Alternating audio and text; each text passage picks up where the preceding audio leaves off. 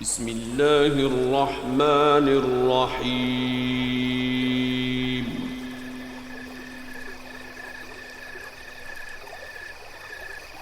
الحمد لله الذي أنزل على عبده الكتاب ولم يجعل له عوجا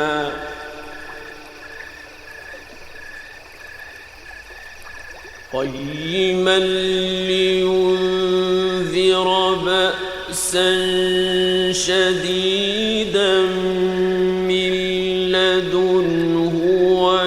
ويبشر المؤمنين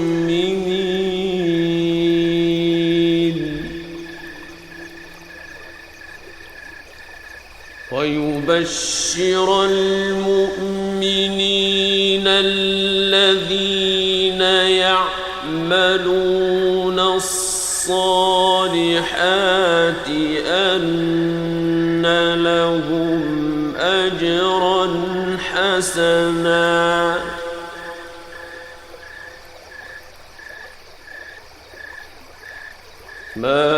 ماكثين فيه أبدا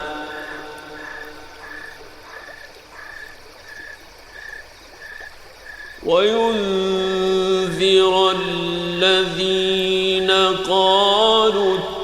اتخذ الله ولدا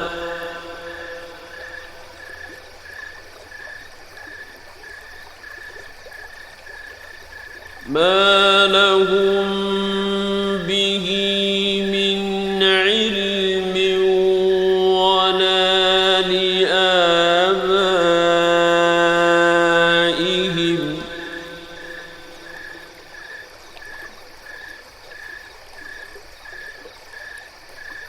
كبرت كلمة تخرج من أفواههم إن يقولون إلا كذبا فلعلك باخع نفسك على آثارهم إن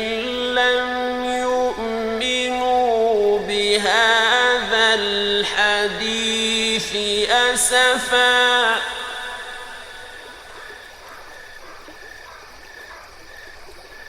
إنا جعلنا ما على الأرض زينة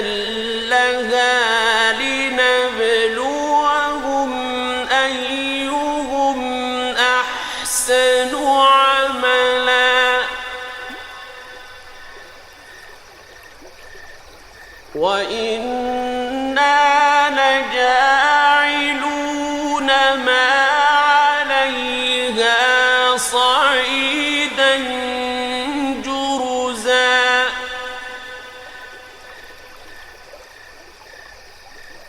أم حسبت أن أصحاب الكهف والرقيم كانوا من آياتنا عجبا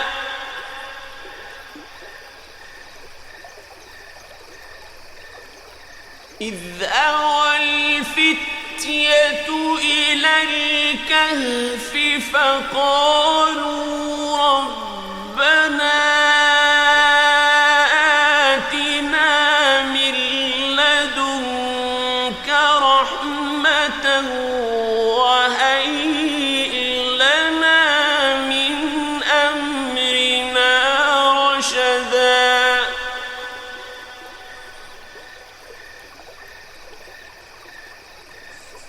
فضربنا على آذانهم في الكهف سنين عددا ثم بعثناهم لنعلم أي الحزبين أحصى لما لبثوا أمدا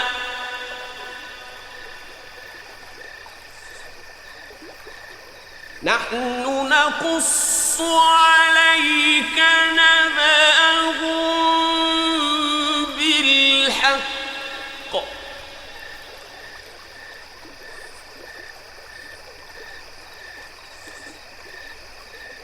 إنهم فتية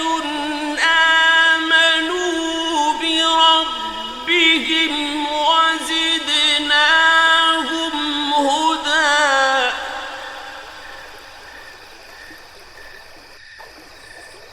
وربطنا على قلوبهم إذ قاموا فقالوا ربنا رب السماوات والأرض لن ندعو من دونه إلها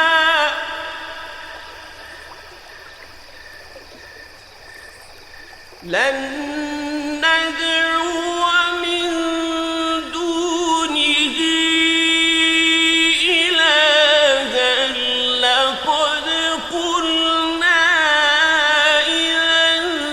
شططا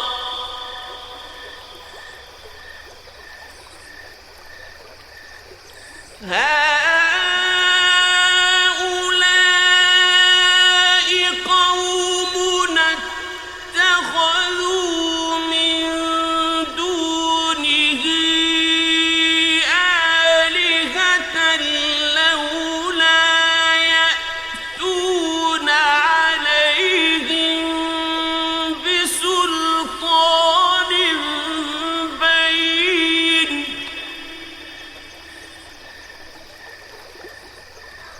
فمن أظلم ممن افترى على الله كذبا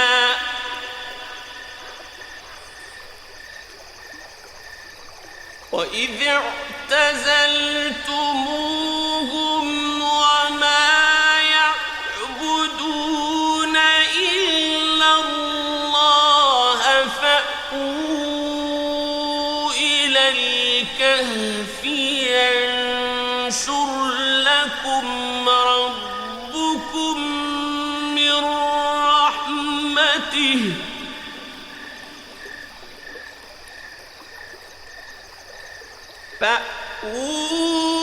فأووا إلى الكهف ينشر لكم ربكم من رحمته ويهيئ لكم من أمركم مرفقا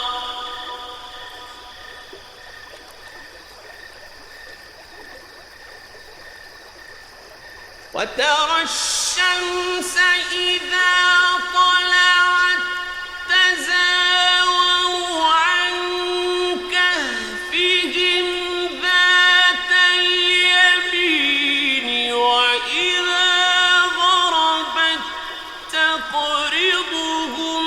ذات الشمال وهم في فجوة منه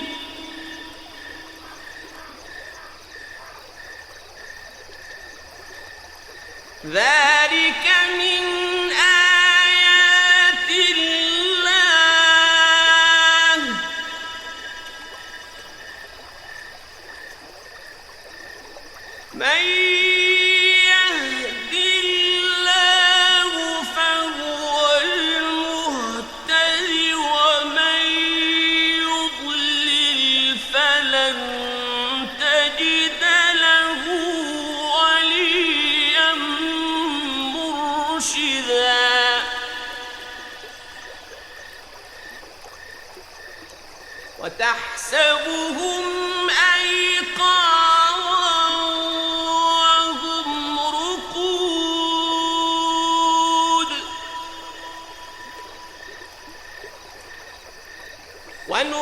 ونقلبهم ذات اليمين وذات الشمال وكلبهم باسط ذراعيه بالوصيد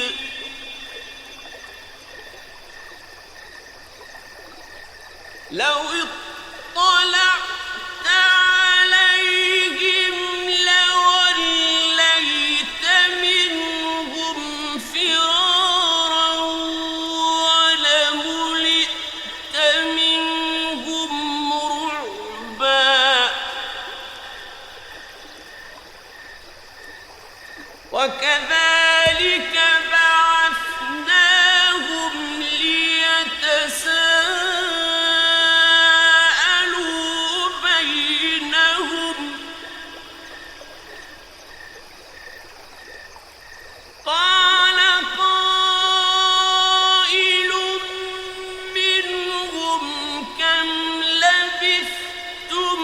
قالوا لبثنا يوما أو بعض يوم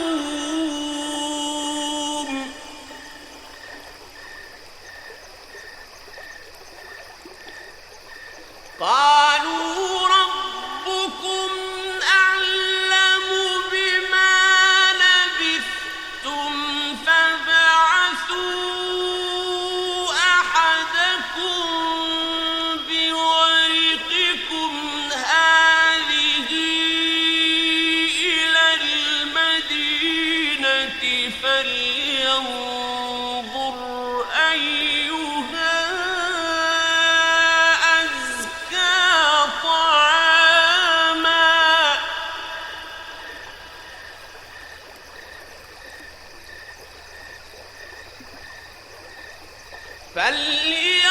فلينظر أيها أزكى طعاما فليأتكم برزق منه وليتلطف ولا يشعرن بكم أحدا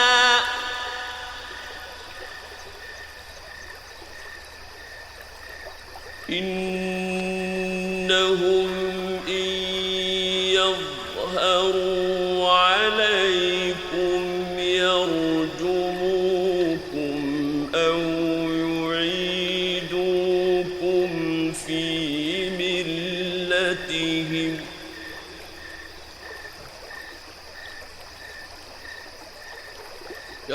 يرجموكم أو يعيدوكم في ملتهم ولن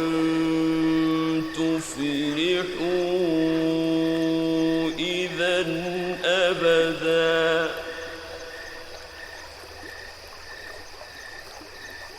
وكذلك أعثرنا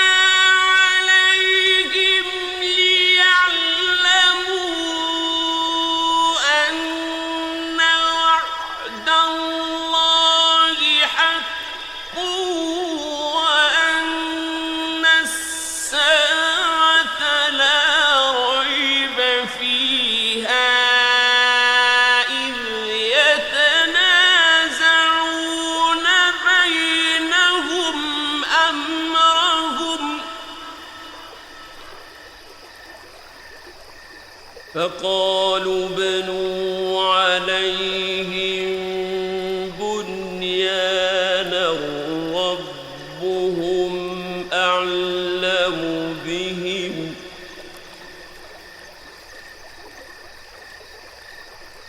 قال الذين غلبوا على أمرهم لنتخذن عليهم مسجدا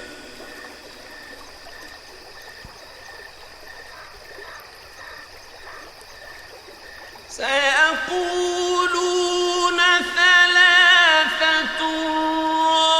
رابعهم كلبهم ويقولون خمسة سادسهم كلبهم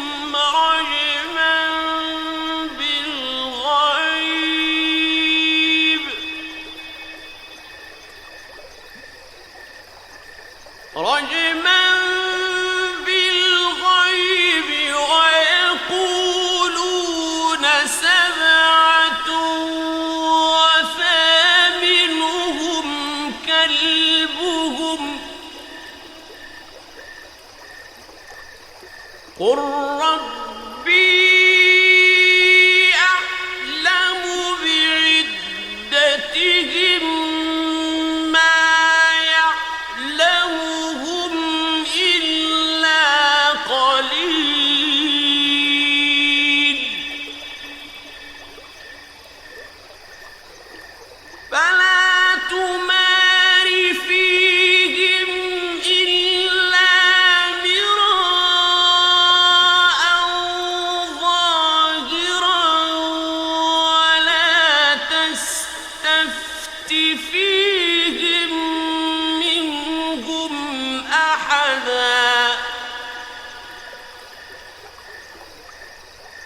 ولا تقولن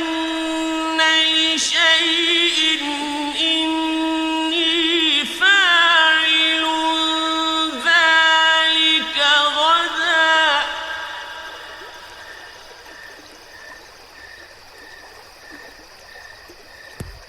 إلا أن يشاء الله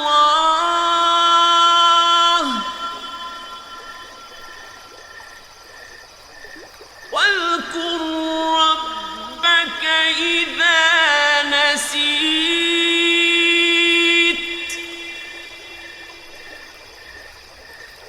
وقل عسى أن يهديني ربي لأقرب من هذا رشدا ولبثوا في كهفهم 300 سنين وازدادوا 9 قل الله أعلم بما لبثوا له غيب السماوات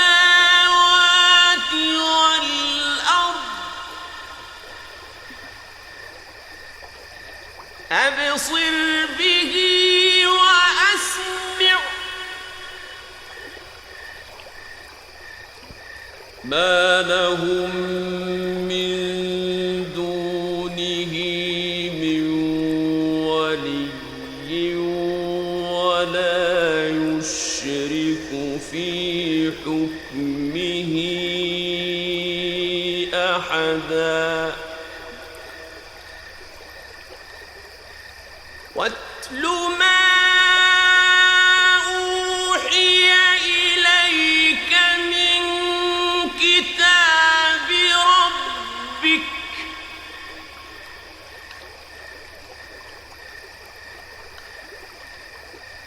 لا مبدل لكلماته ولن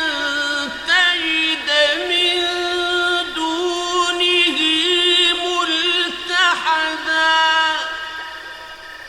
واصبر نفسك مع الذين يدعون ربهم بالغداة والعشي يريدون وجهه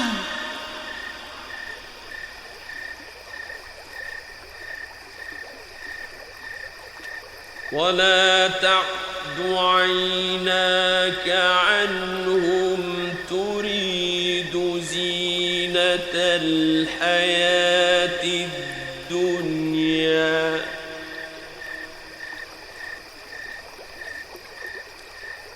ولا تطع من أغفلنا قلبه عن ذكرنا واتبع هواه وكان أمره فرطا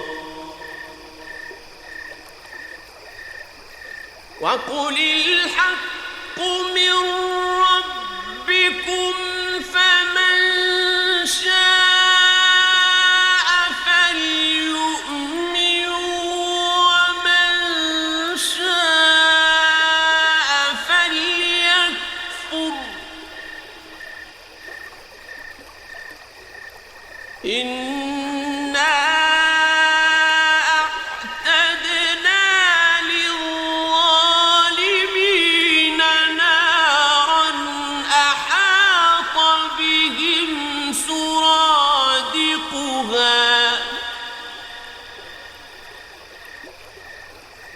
وإن يستغيثوا يغاثوا بماء كالمهل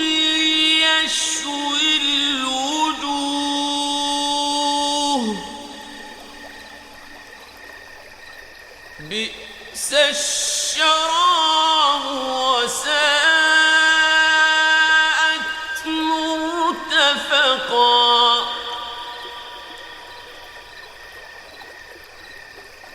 إن الذين آمنوا وعملوا الصالحات إنا لا نضيع أجر من أحسن عملا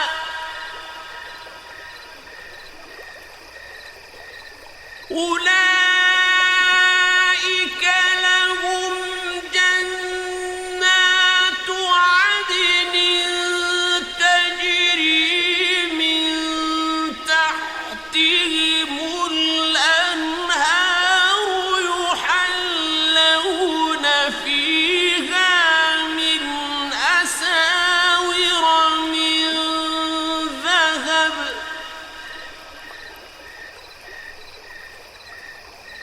يحلون فيها من أساور من ذهب ويلبسون ثيابا خضرا من سندس واستبرق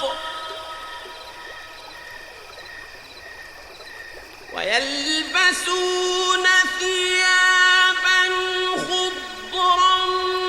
من سندس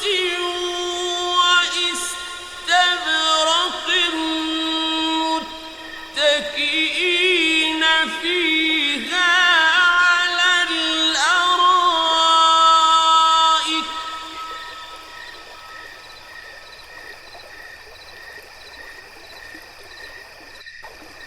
نعم الثواب وحسنت مرتفقا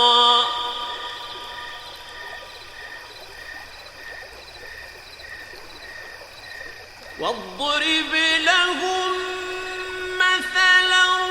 رجلين جعلنا لأحدهما جنتين من أعناب وحففناهما بنخل وجعلنا بينهما زرعا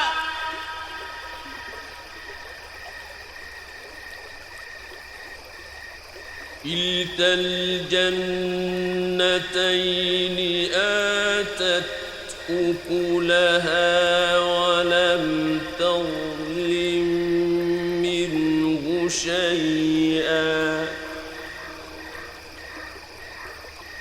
وفجرنا خلالهما نهرا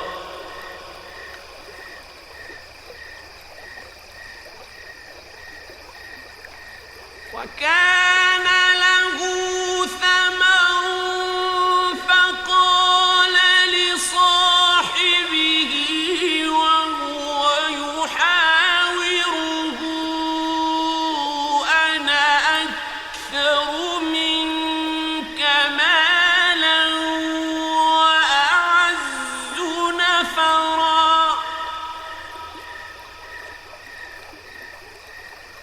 ودخل جنته وهو ظالم لنفسه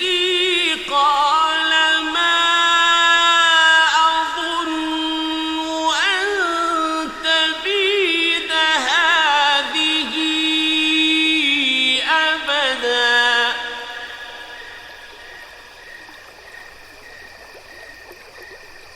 وما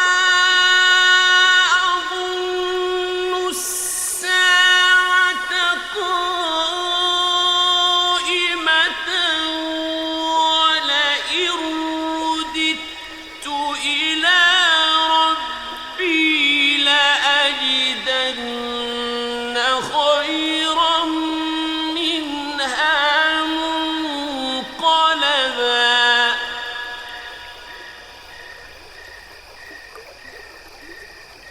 قال له صاحبه وهو يحاوره أكفرت بالذي خلقك من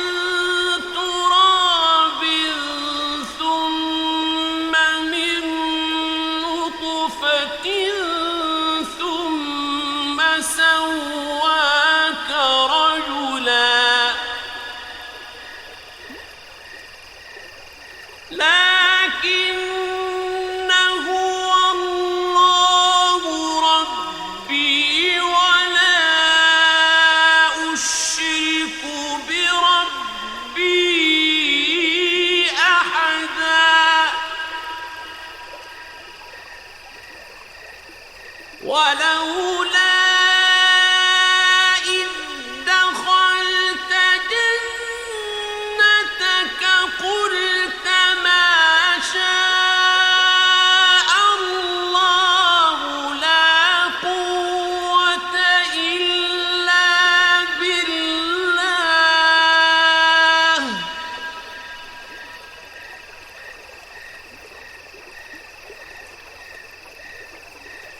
إن ترني أنا أقل منك مالا وولدا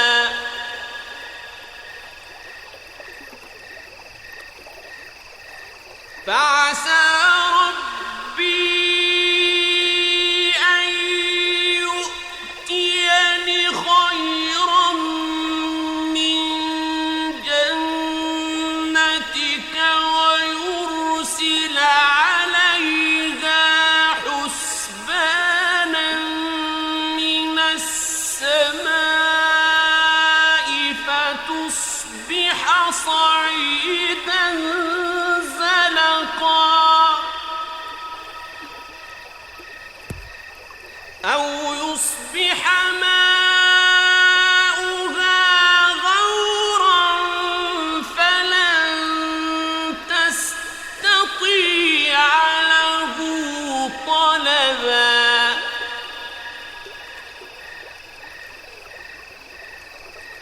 وأحيط بثمره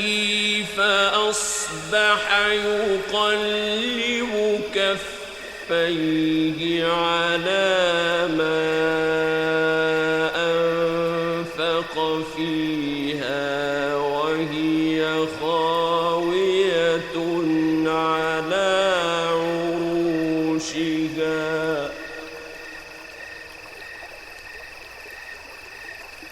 فأصبح يقلب كفيه على ما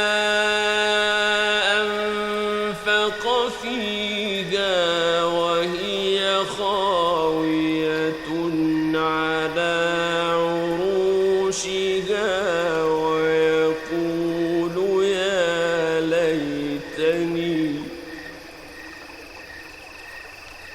ويقول يا ليتني لم أشرك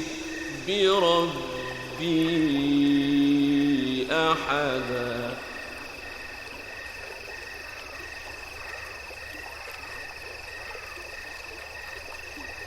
ولم تكن له فئة ينصرونه من دون الله وما كان منتصرا هنالك الولاية لله الحق هو خير ثوابا وخير عقبا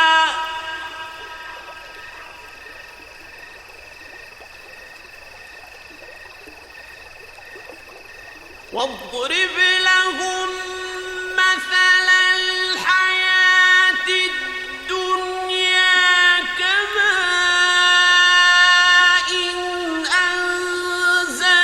أنزلناه من السماء فاختلط به نبات الأرض فأصبح هشيما تذروه الرياح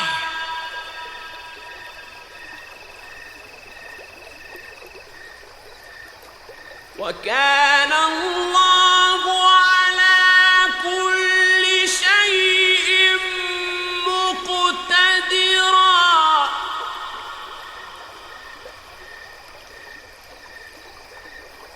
المال والبنون زينة الحياة الدنيا والباقيات الصالحات خير عند ربك والباقيات الصالحات خير عند ربك ثوابا وخير أملا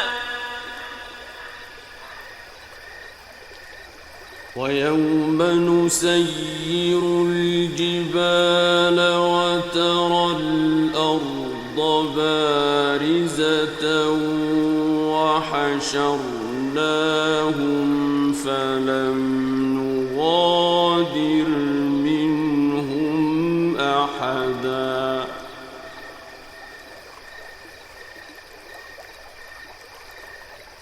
وعرضوا على ربك صفا لقد جئتمونا كما خلقناكم أول مرة بل زعمتم أن لن نجعل لكم موعدا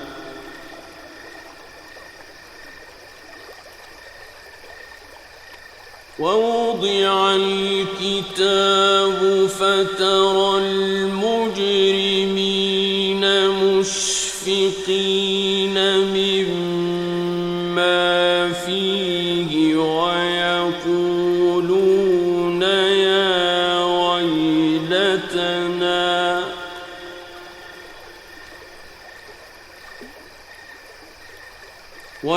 ويقولون يا ويلتنا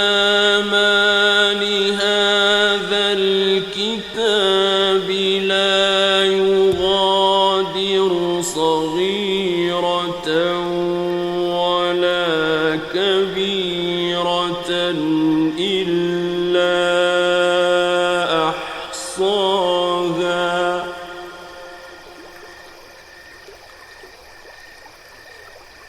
ووجدوا ما عملوا حاضرا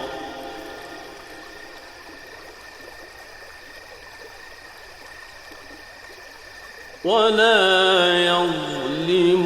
ربك أحدا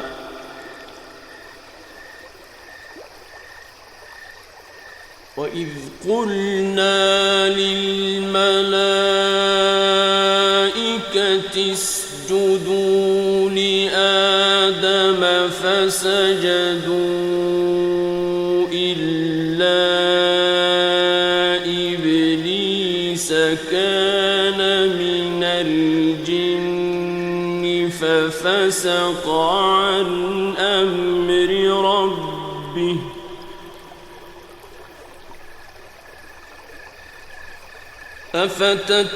أفتتخذونه وذريته أولياء من دوني وهم لكم عدو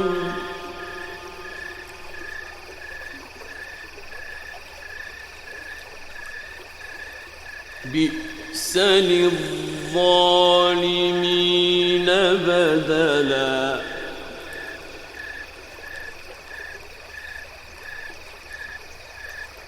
ما أشهدتهم خلق السماوات والأرض ولا خلق أنفسهم وما كنت متخذ المضلين عضدا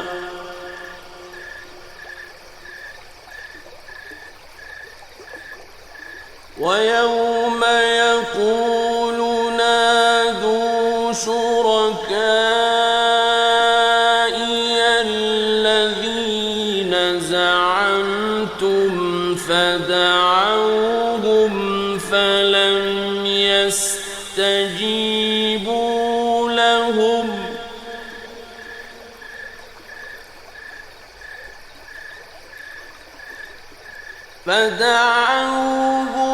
فلم يستجيبوا لهم وجعلنا بينهم موبقا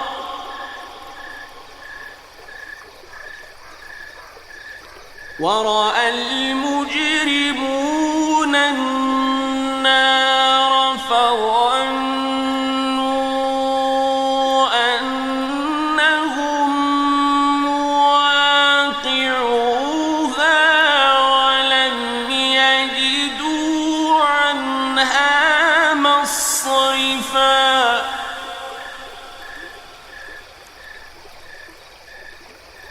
ولقد صرفنا في هذا القرآن للناس من كل مثل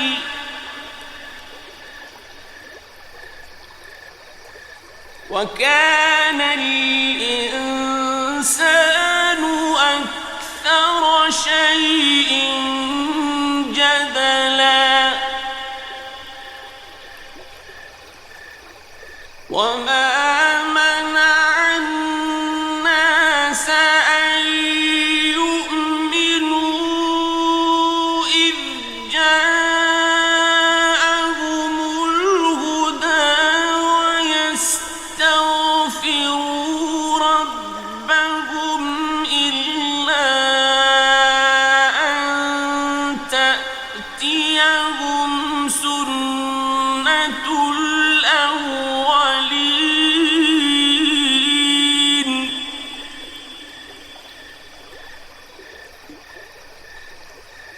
إلا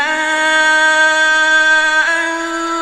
تأتيهم سنة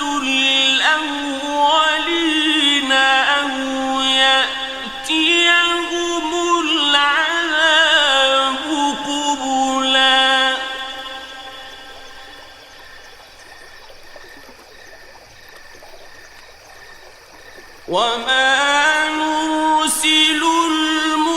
المرسلين إلا مبشرين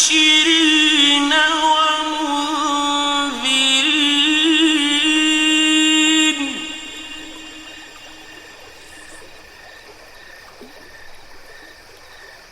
ويجادل الذين كفروا بالباطل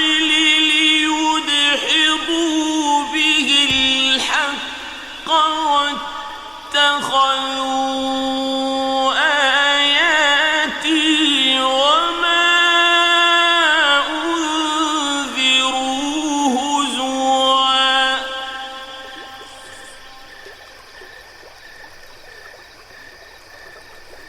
ومن أظلم ممن ذكر بآيات ربه فأعرض عنها ونسي ما قدمت يداه إنا جعلنا على قلوبهم أكنة أن يفقهوه وفي آذانهم وقرا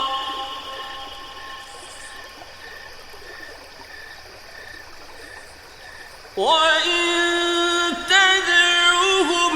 إلى الهدى فلن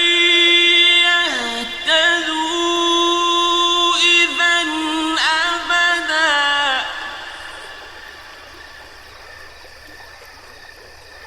وربك الغفور ذو الرحمة لو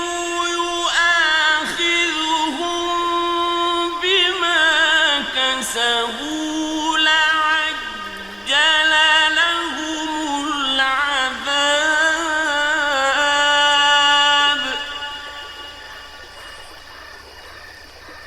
بل لهم موعد لن يجدوا من دونه موئلا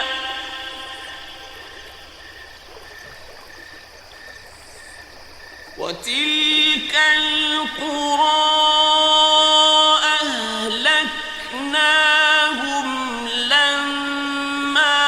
ظلموا وجعلنا لمهلكهم موعدا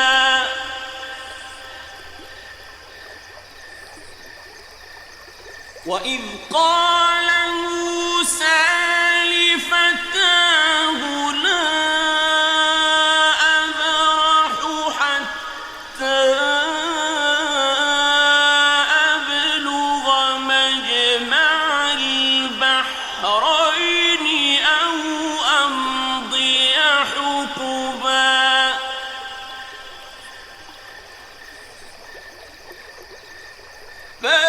فلما بلغا مجمع بينهما نسيا حوتهما فاتخذ سبيله في البحر سربا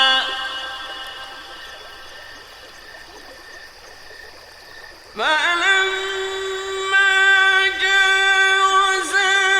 قال لفتاه آتنا غداءنا لقد لقينا من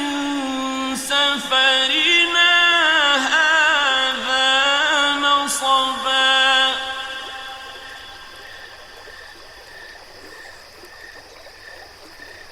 قال أرأيت إذ أوينا إلى الصخرة فإني نسيت الحوت وما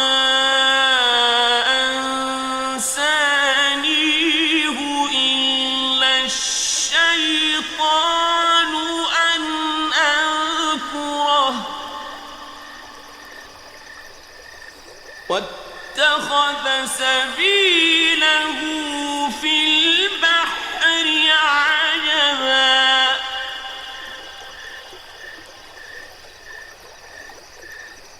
قال ذلك ما كنا نبغ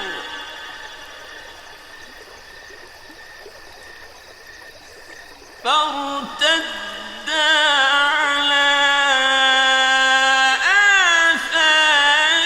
آثارهما قصصا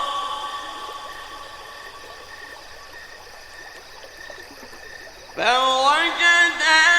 عبدا من عبادنا آتيناه رحمة من عندنا وعلمناه من لدنا علما قال له موسى هل أتبعك على أن تعلمني مما علمت رشدا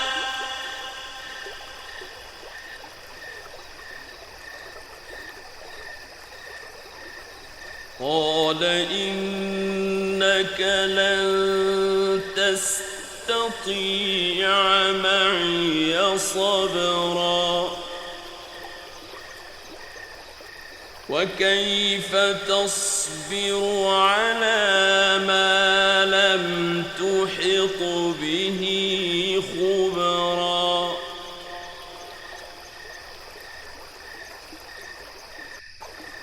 قال ستجدني إن شاء الله صابرا ولا أعصي لك أمرا قال فإن اتبعتني فلا تسألني عن شيء حتى أحدث لك منه ذكرا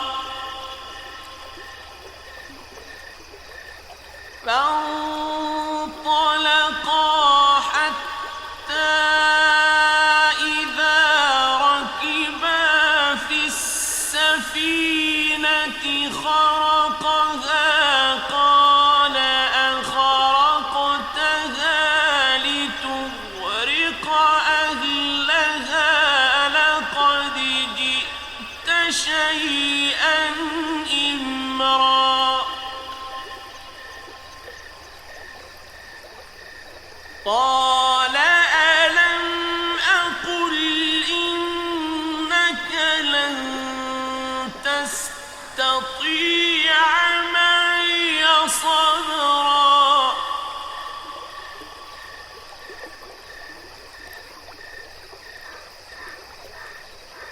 قال لا تؤاخذني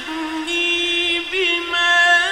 نسيت ولا ترهقني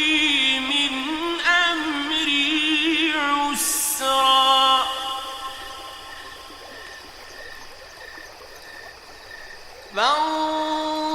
فانطلقا حتى إذا لقيا غلاما فقتله قال أقتلت نفسا زكية بغير نفس لقد جئت شيئا نكرا قال ألم أقل لك إنك لن تستطيع تستطيع معي صبرا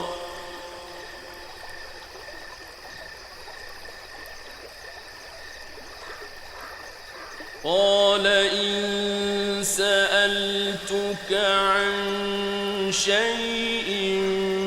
بعدها فلا تصاحبني قد بلغت من لدني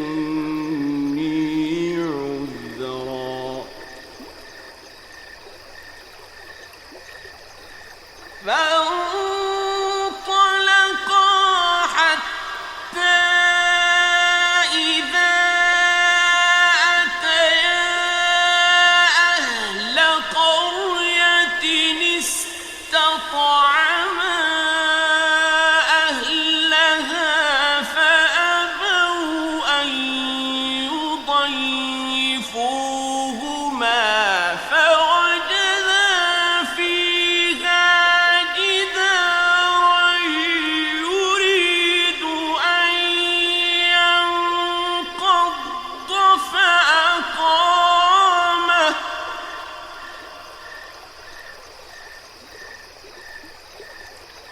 قال لو شئت لاتخذت عليه أجرا قال هذا فراق بيني وبينك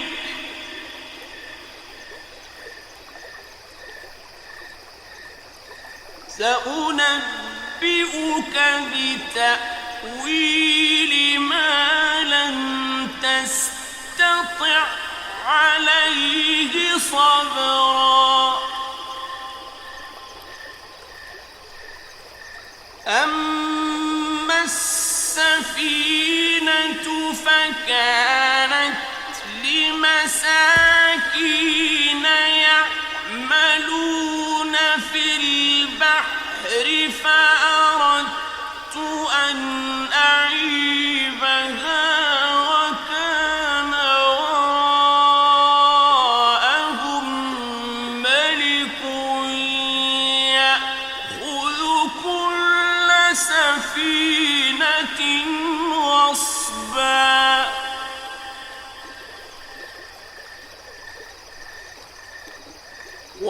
وأما الغلام فكان أبواه مؤمنين فخشينا أن يرهقهما طغيانا وكفرا فأردنا أن يبدلهما ربهما خيرا منه زكاة وأقرب رحما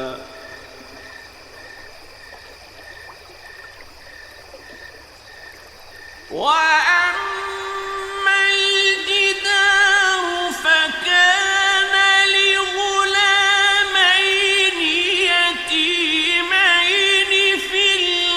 المدينة وكان تحته كنز لهما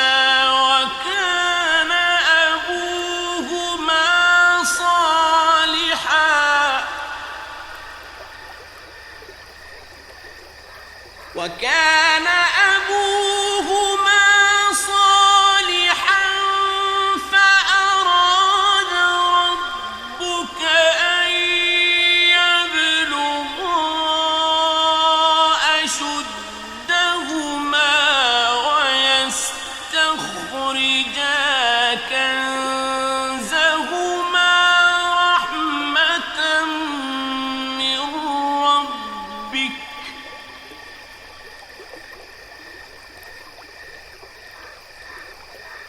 وما فعلته عن أمري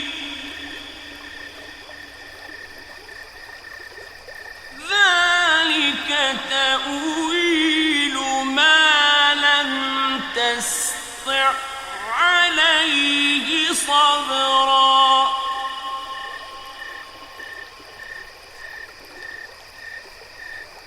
ويسألونك عن ذي القرنين قل سأتلو عليكم منه ذكرا إنا مكنا له في الأرض وآتيناه من كل شيء سببا فأتبع سببا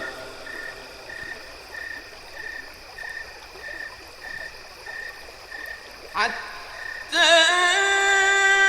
إذا بلغ مغرب الشمس وجدها تغرب في عين حمئة ووجد عندها قوما قلنا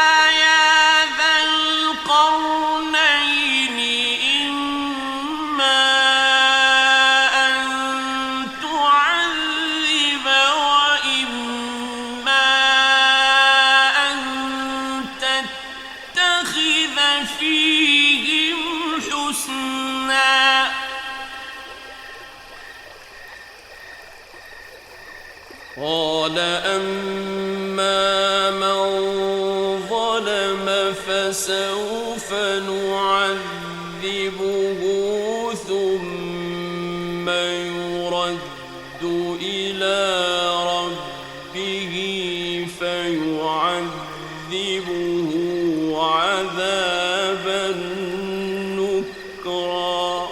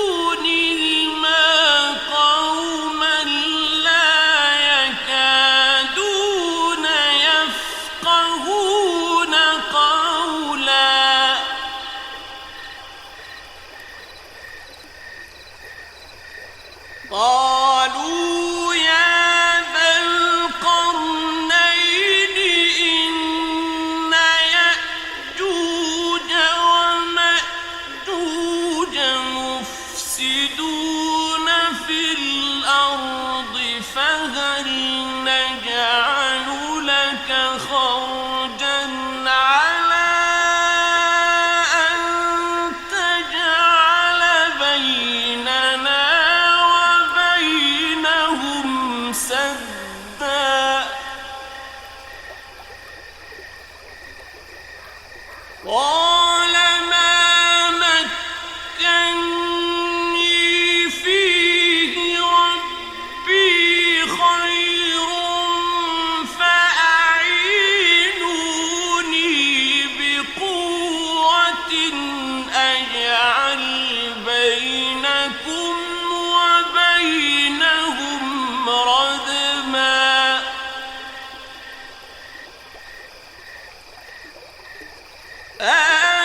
آتوني زبر الحديد حتى إذا ساوى بين الصدفين قال انفخوا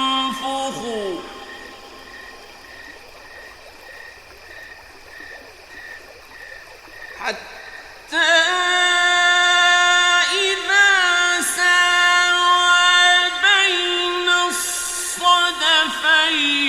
قال انفخوا حتى إذا جعله نارا قال آتوني أفرغ عليه قطرا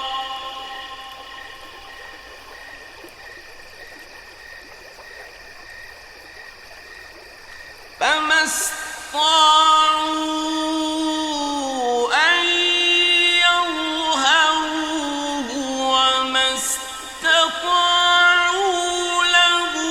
نقبا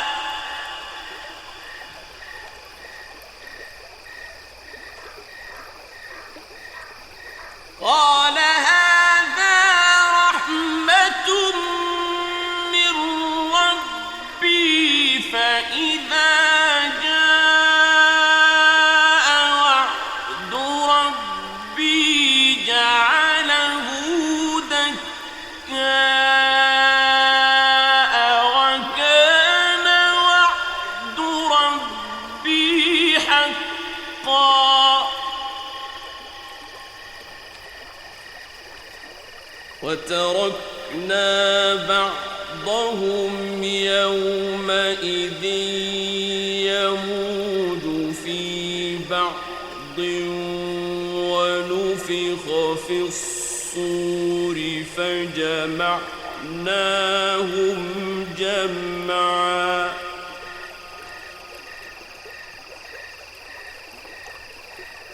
وعرضنا جهنم يومئذ للكافرين عرضا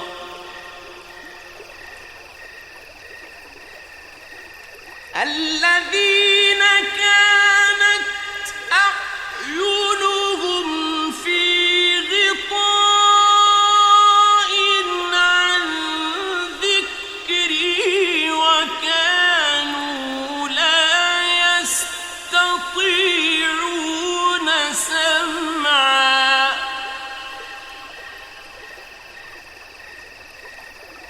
أفحسب الذين كفروا أن يتخذوا عبادي من دوني أولياء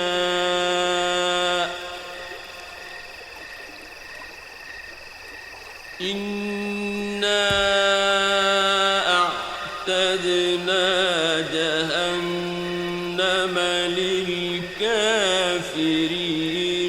نزلا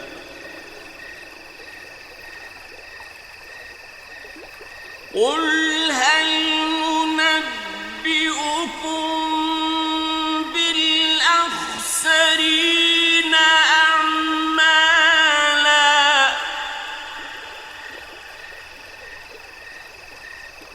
الذين ضل سعيهم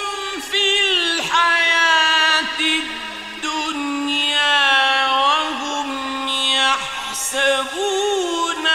أنهم يحسنون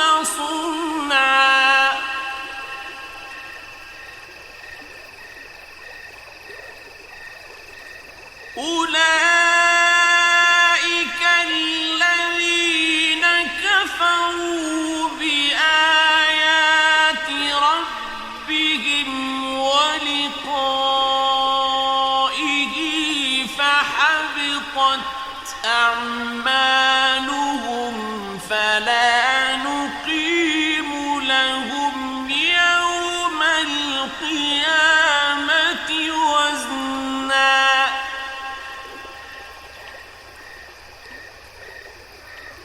ذلك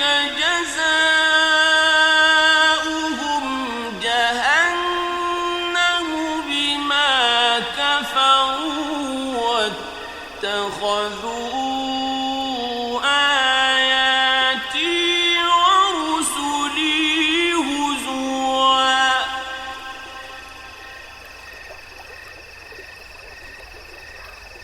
إن الذين آمنوا وعملوا الصالحات كانت لهم جنات الفردوس نزلا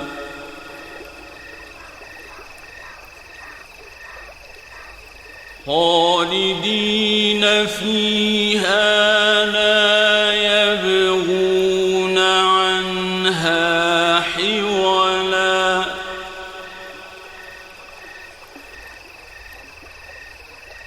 قل لو كان البحر مدادا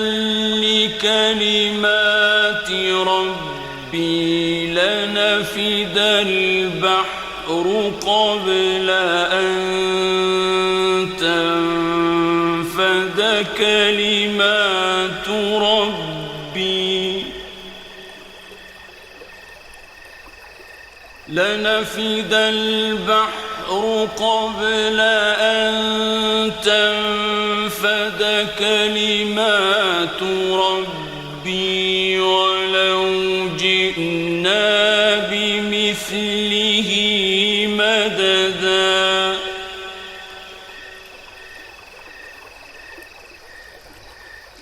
قل إنما أنا بشر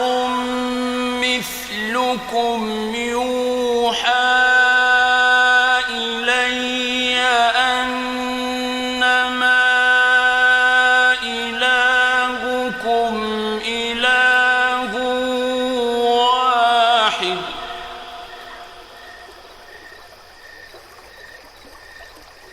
فمن كان يرجو لقاء ربه فليعمل عملا صالحا ولا يشرك بعبادة ربه أحدا